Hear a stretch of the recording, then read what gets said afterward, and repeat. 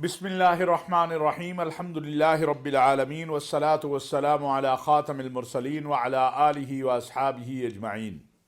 ناظرین و سامعین السلام علیکم ورحمۃ اللہ وبرکاتہ۔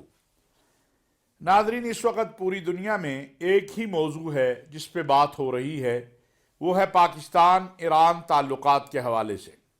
آپ کے علم میں ہے کہ 3 روز قبل ایران سے پاکستان پر حملہ کیا گیا، پاکستان کی حدود کی خلاف ورزی کی گئی، اور اس کے بعد پاکستان کی طرف سے ایران میں جو BLA اور BLF کے دہشت گرد ہیں ان کے کیمپوں پر حملہ کیا گیا۔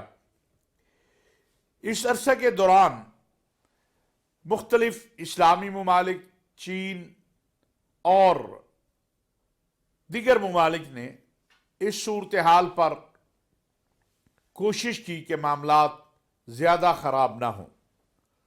پاکستان کی عوام نے، پاکستان کی سیاسی مذہبی قیادت نے جس یکجہتی کا اظہار کیا وہ اپنی مثال آپ ہے۔ بلا شبہ ہم پہلے پاکستانی ہیں، اور جو مسلم ہیں وہ پہلے مسلمان ہے، پاکستانی ہے، پھر وہ شیعہ ہے، سنی ہے، بریلوی ہے، دیوبندی ہے، حنفی ہے، مالکی ہے۔ یہ عملی مظاہرہ ہمیں ان 3 ایام میں نظر آیا کہ پوری قوم یکجا تھی اور یکجا ہے کہ کسی کو بھی پاکستان کی سلامتی استحکام سے کھیلنے نہیں دیا جائے گا۔ ہماری سرحدیں ہماری ریڈ لائن ہیں، جو ان سرحدوں کی خدا نخواستہ بے حرمتی کی کوشش کرے گا تو پوری قوم اپنی افواج کے ساتھ مل کر اس کو جواب دے گی۔ ایک اور بات بھی دنیا پر واضح ہو گئی کہ پاکستان الحمدللہ اپنی زمین کا ایک ایک چپے کا دفاع کرنے کی صلاحیت بھرپور انداز میں رکھتا ہے۔ ہماری فوج نے، کسی کو شک نہیں ہونا چاہیے کہ ہمیشہ پاکستان کے دفاع، سلامتی اور استحکام کے معاملے پر جو انداز اپنایا ہے وہ قابل تحسین ہے اور قابل فخر ہے۔ بعض لوگ اور عالمی مبصرین یہ بات کر رہے تھے کہ ہندوستان تو پاکستان کا دشمن ہے، ایران تو پاکستان کا پڑوسی بھی ہے اور اسلامی ملک بھی ہے، اب کیا ہوگا؟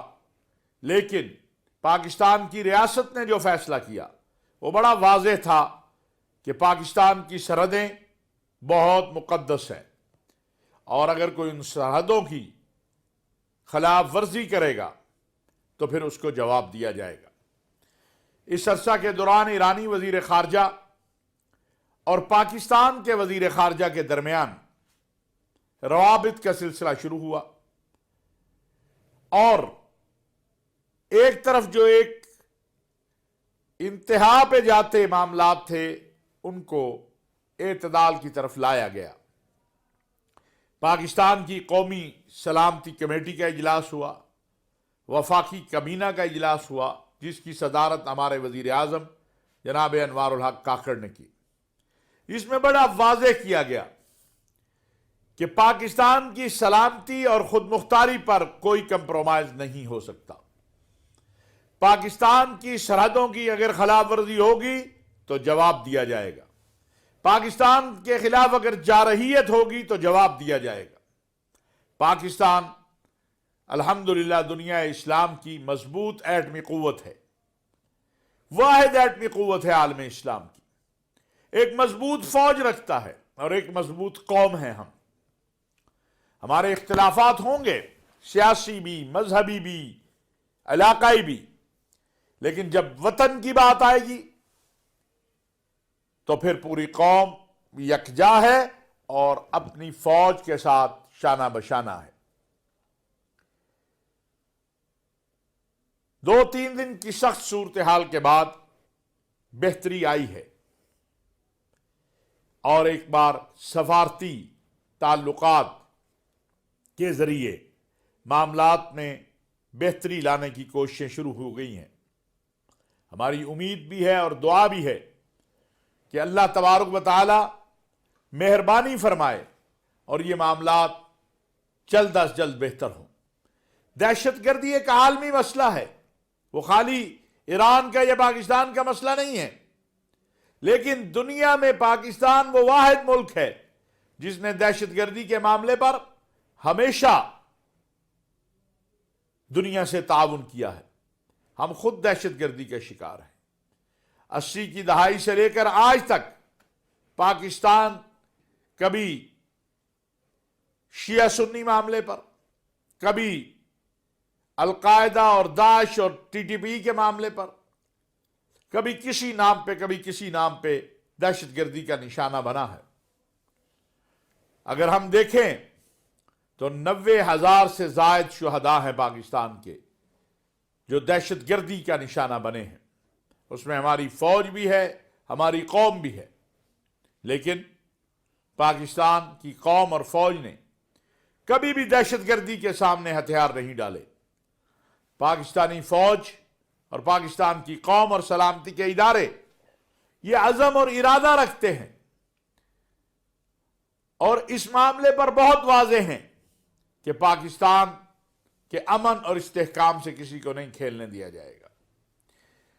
یہاں ایک اور بڑی اہم بات بھی ناظرین میں کرنا چاہتا ہوں کہ ایک تو یہ ایران کی طرف سے جو حملہ ہوا اس میں 2 معصوم بچے شہید ہوئے، لیکن پاکستان نے جو جواباً حملہ کیا دہشت گردوں کے کیمپوں پر، اس میں جو لوگ مارے گئے، تو آپ کے علم میں ہے کہ اسلام آباد میں ایک مسنگ پرسنز کے نام پر دھرنا بیٹھا ہوا ہے۔ اگر واقعی کوئی غیر قانونی طور پر غائب ہے تو ہمیں ان کے لواحقین سے بھی ہمدردی ہے، اور ہم نے ہمیشہ یہ موقف اختیار کیا ہے کہ کوئی بھی غیر قانونی طور پر غائب نہیں ہونا چاہیے۔ لیکن اس کے ساتھ ساتھ یہ بات بھی میں عرض کرنا چاہتا ہوں کہ وہاں جو لوگ بیٹھے ہیں اسلام آباد میں، ان کے کئی لوگ پہاڑوں پر موجود ہیں، اور یہ پاکستانی حملے کے بعد یہ بات واضح ہو گئی ہے، کیونکہ اسلام آباد میں بیٹھے ہوئے اس دھرنے کے لوگوں نے خود اعتراف کر لیا کہ جو وہاں مارے گئے ان کے عزیز تو یہاں بیٹھے ہوئے ہیں۔ جب میں نے جو شہداء کے ورثاء نے کیمپ لگایا ہوا ہے اس کا دورہ کیا تو میں نے یہی کہا تھا کہ پہاڑوں میں غائب ہونے والے اور پہاڑوں پہ پاکستان کے خلاف سازشیں کرنے والے کیسے مسنگ پرسن ہیں؟ مسنگ پرسن تو وہ ہوگا جسے غائب کر دیا گیا ہو، جو خود اپنی مرضی سے پہاڑوں پہ بیٹھا ہوا ہے اور پاکستان کے خلاف دہشت گردی میں ملوث ہے، اس کو کیسے مسنگ پرسن کہا جائے گا؟ اس پر بہت سارے لوگوں کو تکلیف بھی ہوئی تھی، لیکن کل خود اس دھرنے کے محرکین نے اس بات کا اعتراف کر لیا۔ اب میرا سوال یہ ہے کہ جو غائب ہی نہیں ہوا وہ مسنگ کیسے ہو گیا؟ جس کا رابطہ ہے اپنے گھر والوں سے اور وہ ایک دوسرے ملک کی میں جا کے بیٹھا ہوا ہے، وہ کیسے غائب ہو گیا؟ وہ کیسے مسنگ پرسن کہلائے گا؟ یہ وہ پراپوگنڈا ہے جو پاکستان کے خلاف، پاکستان کے سلامتی کے اداروں کے خلاف، پاکستان کی فوج کے خلاف کیا جاتا ہے۔ ہم نے کبھی نہیں کہا کہ غیر قانونی کوئی کام ہو تو ہم اس کے تائید کنندہ ہیں، لیکن اگر بے بنیاد پراپوگنڈا پاکستان کے خلاف ہو، پاکستان کے سلامتی کے اداروں کے خلاف ہو، پاکستان کی فوج کے خلاف ہو، تو لازماً اس کے اوپر بات ہوگی اور لازماً اس کے اوپر بات کی جائے گی۔ یہی وجہ ہے کہ بڑے واضح انداز کے اندر ہمارا موقف یہ ہے کہ جو لوگ افغانستان میں یا ایران میں یا پہاڑوں کے اوپر موجود ہیں وہ مسنگ پرسن نہیں ہیں، وہ اسٹیٹ آف پاکستان کے خلاف، پاکستان کے معصوم لوگوں کے خلاف جنگ میں ملوث ہیں۔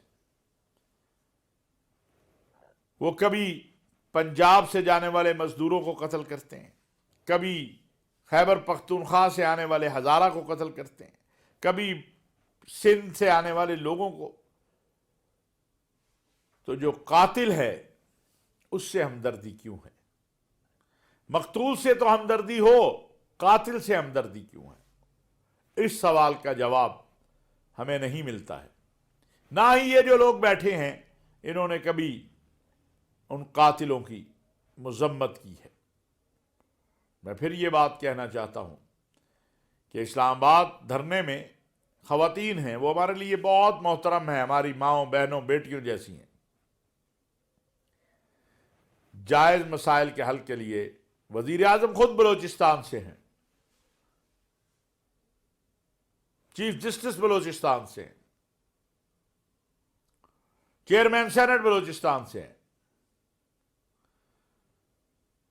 لہذا یہ جو واقعہ ہوا اس نے یہ بھی ثابت کر دیا کہ مسنگ پرسن کے نام پر جو بے بنیاد ایک پراپیگنڈا پاکستان کی فوج اور سلامتی کے اداروں کے خلاف کیا جاتا ہے اس کی حقیقت کیا ہے.